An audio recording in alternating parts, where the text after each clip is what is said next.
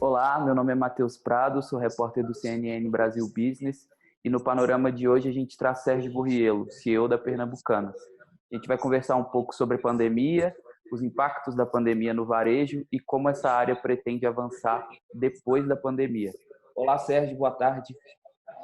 Boa tarde, Matheus. Obrigado pelo convite, um prazer estar com vocês. Eu que agradeço. Vamos começar falando um pouco do que a Pernambucanas tem visto até agora da pandemia. Como que isso tem afetado, como que afetou o faturamento de vocês, como que o digital suportou esse tranco durante o período de isolamento, com as lojas fechadas. Me fala o impacto disso para vocês. Nós temos números muito bons sobre como é que a gente está conseguindo controlar a contaminação e os números de casos que a gente tem de Covid na Pernambucanas, dos colaboradores da Pernambucanas, que são mais de 12 mil colaboradores. Também tem sido um desafio manter as lojas funcionando com todas as restrições de dias, algumas de dias e horários, outras de dias, de horários e de capacidade de atendimento, né? Eu estou falando com vocês diretamente de uma loja de Ubatuba, aqui em São Paulo. Ela está funcionando num horário restrito, não funciona nos fins de semana e também com uma quantidade de pessoas restritas. A gente não pode aumentar a carga de pessoas. Tudo funcionando bem, todo mundo com a máscara. E o que isso tem causado e causou para a gente? Bom, durante todo esse tempo, a perda de faturamento pelas lojas fechadas, obviamente, e um incremento incrível nas nossas vendas de e-commerce. Nossas vendas de e-commerce chegaram a crescer nesse período 1.700%. É um número expressivo, mas ainda que seja um número expressivo, ele representa ainda uma pequena parte do nosso faturamento. Então, obviamente, nós precisamos da nossa loja aberta, porque nós temos uma estratégia que é absolutamente, a gente chama de phygital, que é a omnicanalidade entre o físico e o digital. Seria legal se você pudesse apontar para a gente algumas tendências que vocês têm notado, produtos que saem melhor ali pela internet, outros que ficam mais retraídos. Eu imagino que a questão do vestuário seja um pouco mais difícil de emplacar. Me fala o que vocês têm visto dessa realidade que a gente tem vivido agora. A gente tem vivido duas realidades diferentes, mas que têm uma forma de consumo muito similar. Uhum. Matheus, tanto nas lojas que já abriram quanto no digital, há uma busca muito grande por produtos de telefonia, por produtos de informática, acho que muito alimentado por essa questão de fazer uma melhoria no seu sistema de telefonia, né? Você comprar um aparelho que permita mais coisas e mais aparelhos por causa da escola e tudo isso. Também uma melhoria grande nos produtos de informática relativos a toda essa coisa do home office. Também temos tido todos os produtos de cama, mesa e banho e eletroportáteis um incremento importante de vendas, tanto no online quanto nas lojas abertas, tá? Produtos que têm a ver com a casa, né? Uhum. Então vamos desde o lençol, a toalha, né? Aos produtos de fronha, travesseiro, todas essas coisas que você, com mais tempo em casa, começa a perceber que precisava renovar, né? Uhum. E também os produtos de eletroportáteis, né? A panela de arroz que você precisa, porque agora você tem que cozinhar, então a panela de arroz ajuda, a panela de pressão, esses produtos de liquidificador, batedeira, todos eles com uma saída muito grande. Em contrapartida, o vestuário no e-commerce teve um comportamento bom, crescendo bastante, mas ainda com uma resistência muito grande da questão da prova, né? Então, como você sabe, aqui no Brasil, com o programa de modelagem, a compra por internet do vestuário cresceu muito, mas ainda é pequena. Uhum. E na loja física, com o provador, vamos dizer, fechado, há um pouco mais de receio do cliente na prova desses produtos, ainda que do ponto de vista de contaminação, a gente tem feito um trabalho excelente na loja física, ainda que com o provador fechado.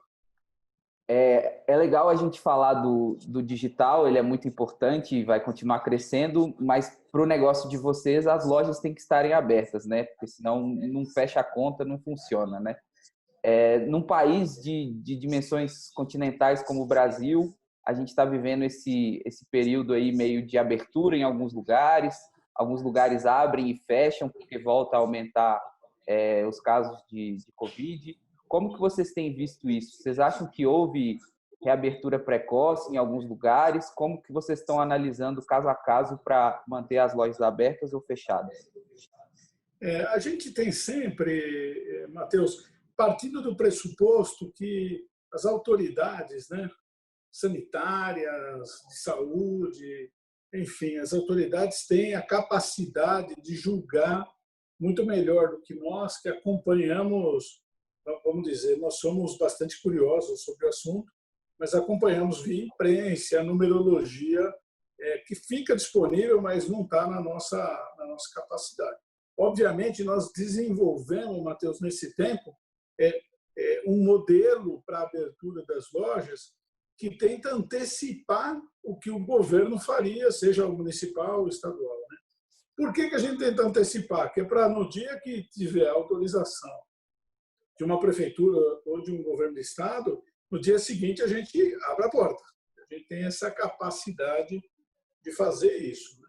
Então, o que a gente tem visto é assim, toda essa discussão sobre se devia estar aberto, se não devia estar aberto, a gente tem um pouco deixado ela de lado do ponto de vista técnico, para que as pessoas que entendam façam isso. E do nosso ponto de vista, a gente tem trabalhado muito os protocolos, para inclusive ajudar via IDV ou via BVTEX, ajudar as autoridades para que elas possam ver que o ambiente que se forma, seja na rua, seja num shopping, obedeça as características necessárias para evitar a contaminação.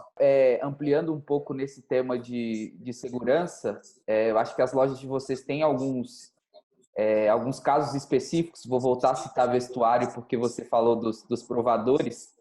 Como que tem sido essas pequenas adaptações ali, das coisas que a gente tinha como normais ou corriqueiras numa loja, como experimentar uma roupa, e vocês tiveram que mudar? Como que tem sido essa adaptação? Você sabe que eu acabei de entrar aqui na loja, né? Nós estamos falando aqui direto da gerência da loja, mas tem um processo de adaptação incrível, né? Se você chegar lá, bom, primeiro a porta da loja, né? Que sempre foi um ambiente convidativo, né? Sim. Tudo que a gente queria na vida é que você passasse na frente e se sentisse convidado. Hoje ele é um ambiente controlado e fechado. Né? Então já começa daí a tomada da temperatura na entrada, com a necessidade e a cobrança do uso da máscara e com a distribuição do álcool gel, senão você não entra na loja. Né? Uhum. Enfim, algumas coisas com tapetes, às vezes com luvas, que é para ajudar nesse processo. Depois que ele entra na loja, aí vamos dizer, o ambiente volta um pouco mais ao normal. Ainda que você tenha álcool gel espalhado por tudo que é lugar, né? Você tem colaboradores te orientando sobre isso, e você vai ter lá, na grande maioria das lojas, um provador fechado. Aquele provador que não está fechado, toda a roupa que é provada depois passa pelo steamer, que é aquele processo de passagem com alta temperatura, né? Uhum. E leva um tempo, vamos chamar de carência, para a roupa, para a peça voltar à área de vendas. Nas filas de caixa, aí você vê uma mudança absurda, porque os caixas não estão um do lado do outro, eles estão separados entre eles. Muitas lojas com um visor de acrílico para separar a relação, a separação da fila com distanciamento, né? E os caixas separados, um sim, um não, um sim, um não, um sim, um não. Então, quando você entra no ambiente, ele está diferente. Sérgio, a gente está falando de reabertura de lojas, mas mais do que isso, vocês estão fazendo um movimento aí de abrir novos endereços, né? Por que esse é um bom momento para investir? A resposta, tem uma parte técnica da resposta, Matheus, que o investimento ficou mais barato, a gente tem um modelo bonito, financeiramente que funciona bem, para esse momento. A gente tem uma retração da oferta, razões técnicas, né? Mas nós temos a razão da existência do propósito dessa empresa, né? Você deve lembrar, tinha um ditado antigo que dizia: se você vai numa cidade e ela tem uma praça, tem uma igreja, tem uma Pernambucanas, a cidade já existe, né? Não dá para não falar que nós temos um compromisso com o Brasil, os nossos colaboradores, não temos um compromisso com a nossa própria empresa de continuar esse modelo de expansão, saber que nós temos que tomar todos os cuidados, mas de não demonstrar num momento tão delicado qual é o nosso verdadeiro propósito enquanto empresa, enquanto servir as famílias brasileiras. Então, não dá para parar a expansão, nós não vamos parar, nós vamos em diante, seguindo todos os cuidados, todos os protocolos, mas tem mais do que a questão financeira, tem uma questão de crença importante de investir no Brasil e ajudar a gente a sair dessa crise, né? Certo. E é legal que você tocou no ponto de geração de emprego, que eu acho que vai ser um dos temas centrais do Brasil nos próximos anos, né? Tem sido e vai continuar sendo. Eu queria que você falasse um pouco também sobre a manutenção dos empregos nas lojas pré-existentes. Como que a Pernambucanas conseguiu segurar os funcionários? Se teve demissões, se teve redução de carga? Me fala um pouco sobre isso. Bom, a gente demissão não teve, a gente não fez. Pelo contrário, a gente tem feito um esforço terrível, Matheus, muito grande esforço de todo mundo para que a gente não faça e não tenha demissões. O primeiro ponto que a gente fez, a gente sim aplicou a medida provisória, especialmente naqueles lugares em que a loja precisou ficar fechada. E mesmo depois de abrir, a gente também tem a aplicação de algumas reduções de jornada. Não chegamos a aplicar nenhum tipo de redução de jornada. Só aplicamos redução de 25% ou 50%, dependendo do cargo do colaborador. Uma coisa importante é que a gente fechou as lojas no dia 23 de março, todas, depois começou a reabrir, mas a gente sempre manteve gente dentro das lojas para fazer atendimento, para ligar para o cliente como é que ele está, se ele está precisando de alguma coisa. E isso nos transmitiu não só uma segurança pela loja, mas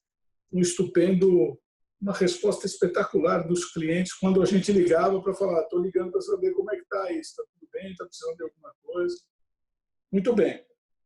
Então, o que nós aplicamos na medida provisória foi para, vamos, em resumo, garantir o emprego da maioria.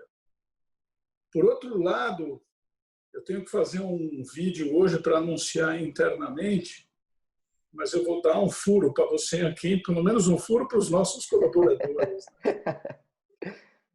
Nós começamos a extinguir redução de jornada.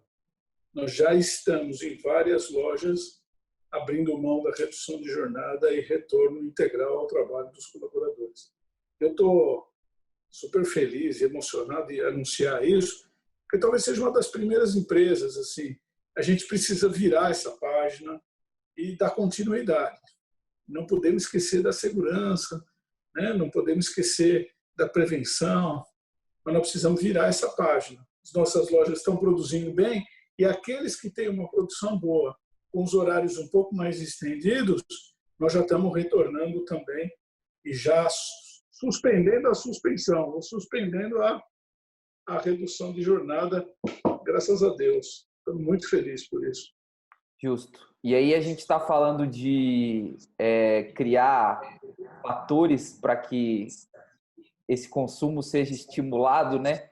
E aí, para finalizar, eu queria uma visão de vocês do que vocês têm visto dessa crise, porque é óbvio que é uma crise de cerne de saúde, que acarretou uma crise econômica, e aqui a gente ainda tem o bônus aí de uma crise política rondando tudo isso, né? Que fatores vocês acham que precisam se alinhar para que a gente possa sair dessa situação o mais rápido possível? A grana com que você entrou, como era a sua posição financeira e como é que você está reagindo a tudo isso, certamente vai definir também o jeito que você sai. Por isso, uma preocupação muito grande com os pequenos e médios, e eu acho que o governo tem que fazer de tudo para ajudar. Por isso, uma preocupação muito grande em gerar empregos e continuar expandindo. E por isso, uma preocupação muito grande em que a gente consiga dar um pouco as mãos, sair de embates políticos ou técnicos para embates de como é que nós vamos ajudar a reconstruir todo esse processo que é mais doloroso para a gente em relação a outros países que tem um pouco mais de grana, né? Um pouco mais de saúde, enfim. Então, eu acho que esses são os fatores que determinam, assim, né? Não tem dúvida que nós vamos nos agarrar em uma relação de 112 anos com o Brasil, com as famílias e com o nosso cliente. Nós vamos nos agarrar nisso e defender com unhas e dentes esse cliente, esse colaborador, porque de lá vai sair a nossa esperança. Certo, Sérgio. Acho que era isso. Queria te agradecer pelo seu tempo e desejar um bom trabalho. Matheus, muito obrigado. Foi um prazer estar aí com você.